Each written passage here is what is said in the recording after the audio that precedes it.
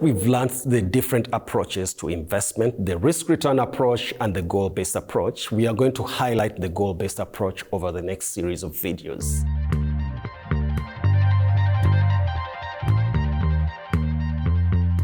The goal-based approach involves planning. Just as you would not get into a taxi without necessarily knowing where you're going, you should not start investing without an end goal in mind. So sometimes you might have short-term goals, other times you might have long-term goals. So once you've defined the goal, then you go into defining the constraints you're going to work within to achieve that goal. So a good example of a constraint is time. We don't have limitless time to achieve our retirement goal or to achieve our short-term goal. So that has to be defined as well. The third one is also to identify the assets that we're going to invest our savings into in order to reach our goal.